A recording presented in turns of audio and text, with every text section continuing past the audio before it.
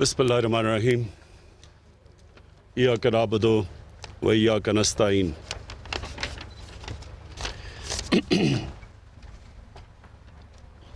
अच्छा ठीक है। आज मैं गिलगित बल्तिस्तान की काबीना और ख़ास तौर पे चीफ मिनिस्टर साहब आपको मुबारक भी देता हूँ, और मैं ये आपसे उम्मीद लगाता हूँ कि इंशाअल्लाह ये वो मुंतखब हुकूमत गिलगित बल्तिस्तान में आएगी जो कि एक नई ट्रेडिशन पैदा करेगी। एक हुकूमत एक ऐसी आएगी जो एक ऐसा गवर्नेंस का सिस्टम देगी कि हमेशा के लिए आप नई स्टैंडर्ड्स कायम कर देंगे। तो मैं सबसे पहले तो वो प्राइम मिनिस्टर हूँ जो कोई भी पाकिस्तान में ऐसा प्राइम मिनिस्टर नहीं जिसने ये सारे इलाके को उस तरह देखा हो जो मैंने देखा है। 15 साल की उम्र में मैं पहली दफ़ा आया था जब अभी काराकोरम का ये सड़क भी नहीं बनी थी, हाईवे नहीं बनी थी, और उसके बाद मैं क्रिकेट खेलता रहा। जैसे क्रिकेट से मुझे फुर्सत मिली, क्योंकि सर्दियों में गर्मियों में क्रिकेट खेलता था, तो जैसे ही मिला तो फिर मैं तब से सारे इलाके में फिर से वापस आया, और मैं आपका सारा इलाका जानता हूँ, आपके मसले जानता हूँ, और जो पोटेंशियल है इस इलाके का वो भी जानता हूँ। और मेरे ख्याल में कि हम जो इंशाल्लाह हमारी ये जो गवर्नमेंट है, ये जो हम अब जिस रास्ते पे जिस रुख पे गिलगित बल्तिस्तान को अब हम डालेंगे, ये सब इंशाल्लाह अवाम की ज़िंदगी बदल जाएगी। तो मैं पहले तो जो चीज़ें हमने फैसला किया कि हम आपके लिए क्या काम करेंगे, अब नई हुकूमत आई है क्या करेगी आपके लिए, तो सबसे पहले तो जो प्रोविजनल स्टेटस है उसके ऊपर फौरी तौर पे काम करेंगे, ताकि जो एहसास महरूमी रही है अब तक यहाँ, वो दूर की जाए। मैं जब भी यहाँ आता था मुझे नौजवान ये कहते थे कि जी हमें बताएं हम क्या पाकिस्तानी हैं या नहीं हैं, हमारे हुकूक हैं या नहीं हैं।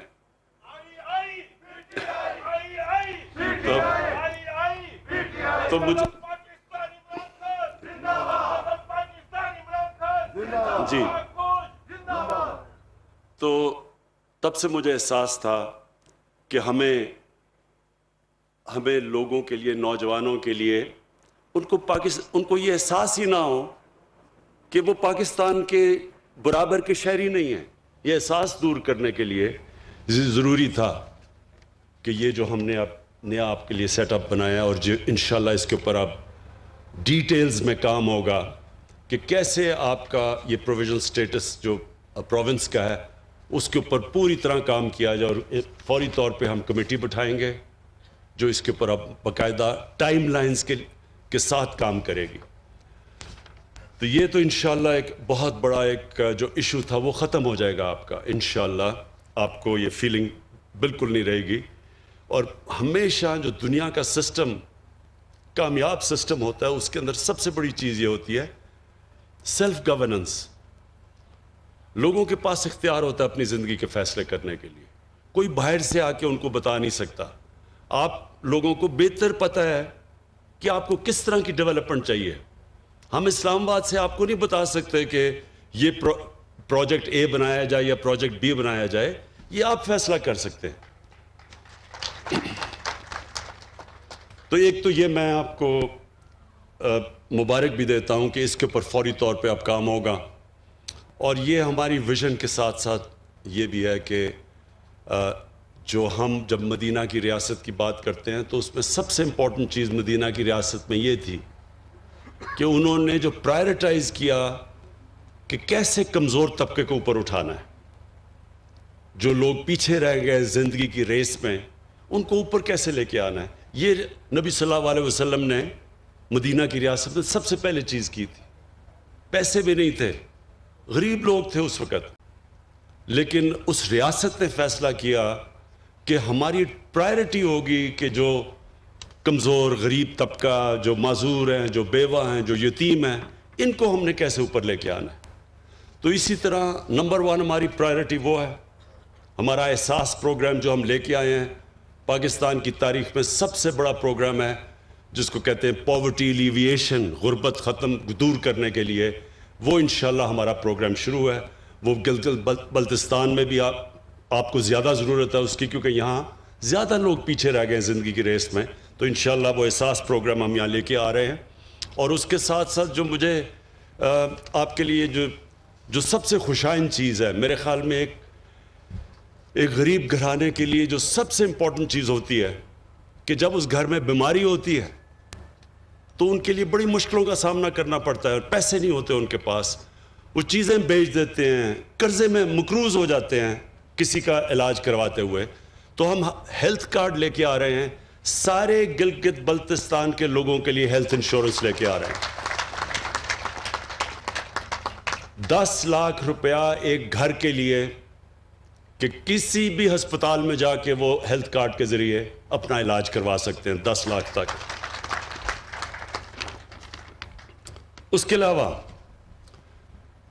جو ٹورزم ہے، کیونکہ میں آپ کے علاقے کے ٹورزم کے پوٹینشل کو جانتا ہوں، کیونکہ میں سارا دیکھا ہوا ہے آپ کا علاقہ، لہٰذا ٹورزم کے اوپر ہم پورا زور لگانے لگے. گرمیوں کے اندر تو ویسے ہی اب جو میں دیکھ رہا ہوں پچھلے 3-4 سال سے کہ یہاں ایک انقلاب آ چکا ہے ٹورسٹ کا، بلکہ یہاں جگہ نہیں ہوتی ٹورسٹ کے لیے ٹھہرنے کے لیے.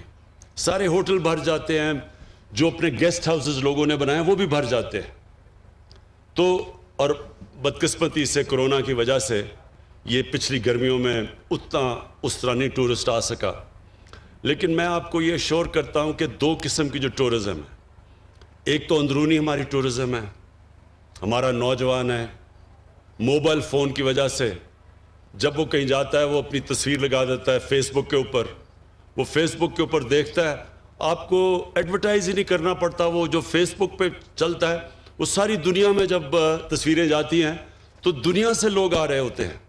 میں جب یہاں 3-4 سال پہلے آیا تھا تو میں نے دیکھا کہ بیرون ملک پاکستانی، برطانیہ سے، یورپ سے پاکستانی یہاں ٹھہرے ہوئے تھے ہوٹلز کے اندر، سب ہوٹل بھرے ہوئے تھے.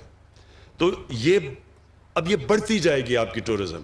تو اس کے لیے ہم نے آپ کے لیے سستے قرضے دیں گے تاکہ لوگ اپنے گھروں کے ساتھ گیسٹ روم بنا سکیں،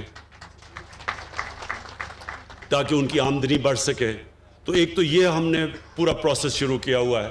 اس کے اوپر انشاءاللہ آپ کو وزیر اعلیٰ صاحب آپ کو ہم پورا اپڈیٹ کریں گے کہ ہم کیا کیا پروگرام لے کے آ رہے ہیں کہ لوگوں کے پاس بڑے سستے قرضے ملیں تاکہ وہ ٹورزم کے لیے اپنے گھر کے ساتھ ایکسٹرا کمرے بنا سکیں.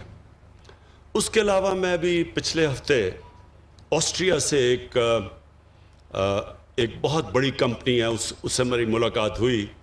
تو وہ اسکیئنگ کے اسپیشلسٹ ہیں. اب سوئٹزرلینڈ کے اندر جو زیادہ پیسہ سوئٹزرلینڈ میں بنتا ہے وہ ٹورزم سے، وہ اسکیئنگ سے بنتا ہے، اور آسٹریا میں بھی بنتا ہے. اب یہ جو میرے پاس کمپنی جب میری ملاقات ہوئی وہ یہ کہہ رہے ہیں کہ گلوبل وارمنگ کی وجہ سے کیونکہ موسم گرم ہو رہا ہے تو ان کے پاس وہ جو ٹائم ہے اسکیئنگ کا وہ کم ہوتا جا رہا ہے. تو وہ میرے پاس آیا، اس نے کہا کہ جو ہمارے یہاں علاقے ہیں وہ اتنے اونچے ہیں اب کہ یہاں بڑی دیر تک اسکیئنگ ہو سکتی ہے، یعنی 7-8 مہینے تک اسکیئنگ ہو سکتی ہے. تو ان سے ہم نے بات چیت شروع کی ہے کہ آہستہ آہستہ اسکیئنگ کے یہاں علاقے ڈیولپ کریں. اس سے کیا ہوگا؟ ابھی تک تو صرف گرمیوں میں آپ کے پاس ٹورسٹ آتے ہیں، جب سکیئنگ آ گئی تو گرمیوں میں بھی آئیں گے, سردیوں میں بھی آپ کے پاس ٹورسٹ آئیں گے اور باہر سے آئیں گے, جس سے پاکستان کو بھی فائدہ ہوگا کیونکہ فورن ایکسچینج ہمارے ملک میں آئے گا. اس کے علاوہ سکردو کا ہسپتال شروع کیا ہوا ہم نے 250 بیڈ کا, انشاءاللہ وہ کمپلیٹ ہو جائے گا. اس کے لیے میں آپ کو, اس لیے کہ مجھے پتہ ہے کہ یہاں بڑا مشکل ہوتا ہے جب لوگوں کے پاس یہاں ہسپتال نہیں ہے یا لوگوں کو اسلام آباد جانا پڑتا ہے, تو انشاءاللہ اس ہسپتال کو ہم اپ گریڈ کرتے رہیں گے.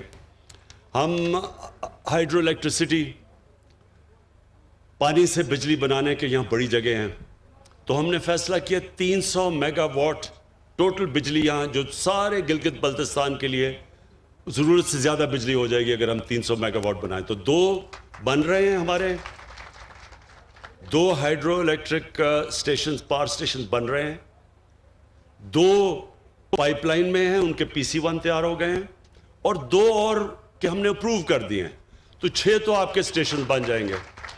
اس کے علاوہ جو ہم نے پختونخوا میں کیا تھا مائکرو ہائیڈل اسٹیشنز, چھوٹے چھوٹے اسٹیشنز, وہ انشاءاللہ ہماری پوری کوشش ہے کہ چھوٹے چھوٹے علاقوں میں چھوٹا چھوٹا ایک ایسا اسٹیشن جو کہ سارے گاؤں کو بجلی دے سکے, وہ بھی, اور اس کے ساتھ سولر بھی, یہ بھی کوشش کریں کہ تاکہ آپ کے سارے علاقے میں بجلی آ جائے. پھر special economic zone, special economic zone CPEC کے راستے میں, بلکہ ہماری کنیکشن ہی چائنا سے گلگت بلتستان کے ذریعے, اور اس کے لیے ہم نے فیصلہ کیا ایک اسپیشل اکنامک زون کا. اسپیشل اکنامک زون کا آپ کو پتہ ہونا چاہیے کہ اس کے لیے ساری فیسلٹیز کی ضرورت ہوتی ہے. اب تک یہاں مسئلہ یہ ہے کہ ہمارے پاس بجلی اتنی نہیں تھی, تو ساتھ ساتھ جیسے بھی ہائیڈرو الیکٹرک پاور بنتا جائے گا اور اس کے ساتھ ساتھ اسپیشل اکنامک زون آپ کا بنتا جائے گا. گورنمنٹ اس کے اندر کام ہوتا ہے پورا انفراسٹرکچر بنانے کے لیے, اور باقی خود انڈسٹریز آ کے وہاں لوکیٹ کرتی ہیں. اور کیونکہ یہ سی پیک کے راستے میں ہے, تو یہ پہلا انشاءاللہ ہم ایک اسپیشل اکنامک زون آپ کے لیے ہم بنائیں گے. اور انشاءاللہ جو ہماری سب سے زیادہ کوشش یہ ہے کہ اس کو ایک ٹورزم کا ہب بنا دیں. اب میں آپ کو تحریک انصاف کی ویژن کی بات کرتا ہوں کہ میری ویژن کیا ہے. میری ویژن یہ ہے کہ ایک تو جب مدینہ کی ریاست کے اوپر چلتے ہوئے ان اصولوں پہ نچلے طبقے کے اوپر ہم پورا زور لگائیں, ان کو اوپر اٹھائیں, اللہ کی برکت آئے گی اس ملک پہ. حضرت علی رضی اللہ تعالیٰ کا قول ہے کہ کفر کا نظام چل جائے گا لیکن ظلم اور ناانصافی کا نظام نہیں چل سکتا. جس ملک میں جو ریاست اپنے کمزور طبقے کا دھیان نہیں رکھتی وہ کبھی اوپر نہیں جا سکتی. یہ ذہن میں ڈال لیں, کیونکہ اللہ غریب کی تکلیف دیکھتا ہے. اس کی غریب کی جب وہ مشکل وقت میں اس کی جو آواز ہے وہ اللہ سنتا ہے. برکت نہیں آتی ان معاشروں میں. اسی لیے ہمارے نبی صلی اللہ علیہ وسلم نے اس کے باوجود کہ ان کے پاس وسائل نہیں تھے, انہوں نے سب سے زیادہ زور اپنے کمزور طبقے کو دیا. وہی انشاءاللہ ہماری اب کوشش ہے. ہیلتھ کارڈ ہے, احساس پروگرام ہے, لیکن اس کے ساتھ ساتھ جو ہمارے علاقے پیچھے رہ گئے ہیں ان علاقوں کے اوپر بھی ہمارا سب سے زیادہ زور ہے, جس میں گلگت بلتستان ایک علاقہ ہے, جس میں ہمارا قبائلی علاقہ جو مرج ڈسٹرکٹس ہیں وہ دوسرا ہے, اور تیسرا بلوچستان ہے. ابھی جو ساؤتھ بلوچستان میں گیا تھا تربت میں, تو وہ پیچھے رہ گیا ان کا. وہ بلوچستان میں بھی کوٹا کے ارد گرد علاقے بہتر ہیں, لیکن جو ساؤتھ میں وہ پیچھے رہ گئے ہیں. تو ادھر بھی ہم نے پوری اب زور لگا رہے ہیں کہ ساؤتھ کے اوپر بھی پورا بلوچستان کو اٹھائیں. تو ایک تو یہ ہے ہمارا. اور جو وزیر اعلیٰ صاحب آپ اور کابینہ کے لیے میرے لیے میں جو آخری بات کروں گا وہ یہ, دیکھیں جو لیڈر ہوتا ہے, لیڈر کی جو سب سے بڑی 2 کوالٹیز وہ بہت ضروری ایک لیڈر میں ہونا ہوتی ہے, صادق اور امین. دنیا کے گریٹسٹ لیڈر ہمارے نبی صلی اللہ علیہ وسلم تھے، اور ہمیں اللہ نے قرآن میں حکم دیا کہ ان کی زندگی سے سیکھو، ان کی سنت پہ چلو۔ وہ گریٹسٹ لیڈر کی یہ جو کوالٹی تھی کہ ان کے دشمن بھی کہتے تھے کہ یہ سچا انسان ہے، انہی کے قدموں پہ چل کے جو میں اپنا بڑا لیڈر مانتا ہوں وہ قائد اعظم محمد علی جناح تھے۔ قائد اعظم کے بھی دشمن سب کہتے تھے کہ یہ آدمی سچا آدمی۔ وہ انگریزی میں تقریر کرتے تھے قائد اعظم، عوام کو سمجھ نہیں آتی تھی لیکن کہتے تھے جو یہ کہہ رہا ہے وہ سچ ہی کہہ رہا ہے۔ میں یہ چاہتا ہوں کہ یہ بہت ضروری ہے کہ آپ کے اوپر جو یہ اللہ کی طرف سے ذمہ داری آتی ہے، بڑی ذمہ داری ہوتی ہے کہ آپ کو ایک خاص مقام دیا ہے وزیر اعلیٰ اور وزیروں کو کہ آپ اپنے لوگوں کی زندگی بہتر کر سکتے ہیں، تو بنیادی یہ دو چیزوں سے نہ ہٹنا، صادق اور امین۔ ایک حدیث ہے کہ شیطان انسان کے گناہوں کو پبلک میں نشر کر دیتا ہے، آپ چھپانے کی بھی کوشش کرتے ہیں وہ گناہ باہر نکل آتا ہے۔ اب کس کو کیا پتا تھا کہ آپ نے اپنا نیب کا ہیڈ بھی رکھ لیا، آپ نے چارٹر آف ڈیموکریسی سے سمجھوتا بھی کر لیا، مکمکا بھی کر لیا دونوں سب سے۔ کسی کو کیا پتا تھا کہ پینما کے اندر انکشاف ہو جائے گا اور 4 جو بڑے بڑے معاملات ہیں وہ باہر آ جائیں گے، اور اس کے بعد آپ کی پھر سے ٹرائل شروع ہو جائے گی۔ دیکھیں یہ چوری چھپتی نہیں ہے، اور یہ چوری کو چھپانے کے لیے، ایک جھوٹ کو چھپانے کے لیے 100 جھوٹ بولنے پڑتے ہیں، اور وہ جو انسان پیسہ بناتا ہے اپنی اولادوں کے لیے تو اولادوں کو بھی جھوٹ بولنا پڑتا ہے ان میں، وہ پیسہ بچانے کے لیے وہ بھی سارا دن جھوٹ بولتے رہتے ہیں۔ اس پیسے کا کیا فائدہ جو آپ کی بھی تباہی کرتا ہے، آپ کی اولادوں کی بھی تباہی کرتا ہے؟ یہ جو حرام کا پیسہ ہے یہ ایک اللہ کی لعنت ہے۔ میں دونوں آصف زرداری اور نواز شریف کو 30-40 سال سے جانتا ہوں، میں نے ان کے اوپر اللہ کا عذاب آتا دیکھا ہے، یہ ہمارے لیے عبرتناک ہے۔ اپنی زندگی میں دیکھا ہے ان کے اوپر کہ ان کی کیا حالت بنی، کبھی جیل میں جا رہے ہیں، کبھی باہر آ رہے ہیں، کبھی جھوٹ بول کے لندن جا رہے ہیں، کبھی سعودی عربیہ جا رہے ہیں، سب کے چوری کا پیسہ بچانے کے لیے۔ پھر بچوں کو جھوٹ بولنا پڑ رہا ہے کہ لندن تو چھوڑو پاکستان میں بھی کوئی پراپرٹی نہیں ہے۔ پھر یہ پوری اے پی ڈی ایم کیمپین کر رہی ہے، کرونا میں لوگ مر رہے ہیں، بیماریاں بڑھتی جا رہی ہیں، ہر روز اموات بڑھتی جا رہی ہیں۔ کل ہماری 3-2.5 مہینے کے بعد سب سے زیادہ لوگ ہمارے کرونا سے گئے تقریباً 70 سے اوپر، لیکن وہ جلسے کر رہے ہیں۔ پتہ ہے کہ جب لوگ جمع ہوتے ہیں تو کرونا پھیل جاتی ہے، سب کو پتہ ہے۔ سارے میڈیکل ورکرز، ڈاکٹرز، نرسز ہمیں کہہ رہے ہیں کہ جی پریشر پڑتا جا رہا ہے ہسپتالوں میں، اور وہ جلسے کر رہے ہیں۔